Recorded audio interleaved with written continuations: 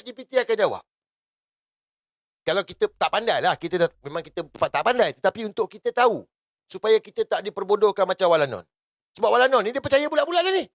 Sebab dapat pen sebatang, jadi dia percaya bulat-bulat. Dan hari ni, Anwar Ibrahim lebih kurang dalam 29 minit. Dia ambil peluang, dia explain, dia jawab beberapa soalan. So panjang lah ucapan Anwar Ibrahim ni. Tapi saya nak ambil yang pendek je. Saya nak bagi korang dengar dan kita sama-sama rungkai. Tengok Anwar Ibrahim ni, kalau dia dah mula gagap, Anwar ni kalau dah mula gagap, apa dia? Kalau dia mula gagap, apa makna dia? Korang dengar. Ya, tetapi yang bincang hati ke hati empat mata itu saya dengan Presiden Trump. Dan jangan lupa, kita boleh menjerit di sini. Tapi orang mati di Gaza, dibunuh, dibom. Caranya bagaimana? Maki Israel, sudah. Marah ke Amerika, sudah. Tapi ini beberapa perjanjian persamaan perniagaan dengan Amerika Syarikat yang mengundang banyak juga teguran dan kritikan. Sebahagian baca, sebahagiannya mengangguk tanpa memahami. Siapa kata kita mengalah?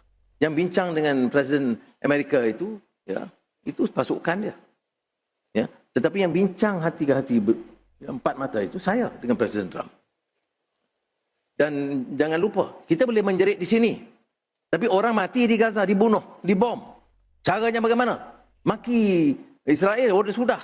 Marah ke Amerika, sudah. Tapi ini kesempatan kita berjumpa sendiri. Sekarang ini sekurang-kurangnya dengan Campur Tengah Amerika, dihentikan serangan. Dia jawab tak? Dia jawab tak? Dia jawab tak? Kau dengar ni, dia jawab tak? Dia tak jawab. Dia kata hati ke hati empat mata, lepas tu terap Gaza. Dia terus kona pergi Gaza. Dia tak jawab. Ini yang dia kata. Tak baca. Inilah Walanon. Dia tak...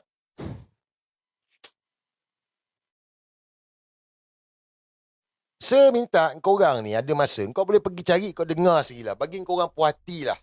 Bagi korang puas hati, korang dengar. Mungkin saja alias dia ni tak suka Anwar Ibrahim. Anwar cakap semua tak betul. Tak apalah. Kau pergi dengar dia cakap. Siapa kata kita mengalah?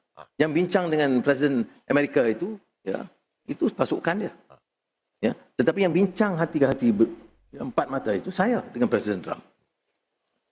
Dan jangan lupa, kita boleh menjerit di sini.